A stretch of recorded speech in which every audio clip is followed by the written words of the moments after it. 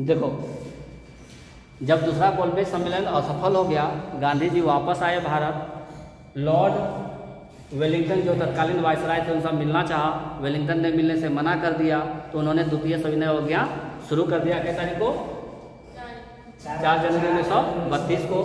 और कुछ ही घंटों में गांधी जी को, नेहरू जी को, खान अब्दुल गफ्फार खान जी को और भी जो बड़े बड़े नेता थे कांग्रेस, उनको अरेस्ट कर लिया गया।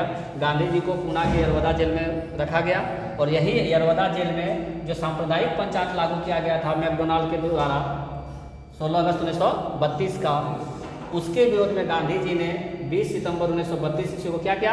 आमरण अनशन शुरू कर दिया। 20 सितंबर 1932 को क्या शुरू कर दिया? 20 सितंबर 1932 को आमरण अनशन शुरू किया गांधी जी ने।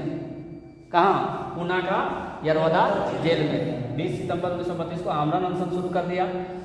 और आमरण अनशन वाला टॉपिक का है यहाँ, ठीक है। और जब आमरण अनशन शुरू किया तो 26 सितंबर को क्या होता है? भीमराव अंबेडकर, राजेंद्र बाबू, सी आर दास, कौन कौन थे? सी राजगोपालाचारी, मदन मोहन मालवीय, ये लोग गांधी जी से जाके मिले और बोले कि देखिए आप अपना आमरण अनशन छोड़ दीजिए। तो एक पूना पैक्ट हुआ, एक क्या हुआ? पूना पैक्ट हुआ। और पूना पैक्ट जो हुआ, पूना समझौता हुआ, उसमें क्या हुआ? इस पैक्ट के बाद इन्होंने आमरण अनशन खत्म किया।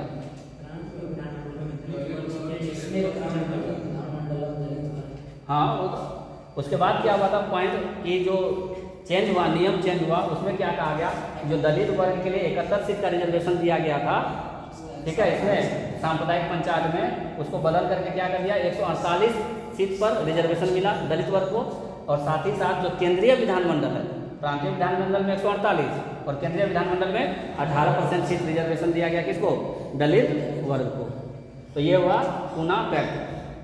पूना पैक्ट कब हुआ था? 26 सितंबर 1932 को। फिर आगे क्या पढ़ा है? तीसरा गोलमेज सम्मेलन के बारे में बात किए। जो तीसरा गोलमेज सम्मेलन हुआ उसमें भारत के तरफ से 45 प्रतिनिधि ने भाग लिया था। कितने प्रतिनिधि ने भाग लिया था? 45 ने।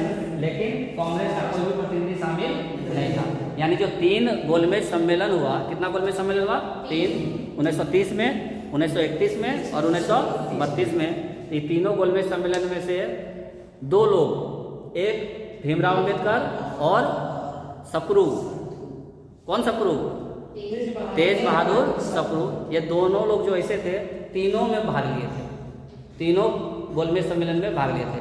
गांधी जी सिर्फ दूसरा वाला में भाग लिए थे और कांग्रेस जो है सिर्फ दूसरा वाला में, क्योंकि कांग्रेस के प्रतिनिधि के रूप में गांधी जी गए थे। तो कांग्रेस सिर्फ एक सम्मेलन में भाग लिया, कौन सा? दूसरा वाला में।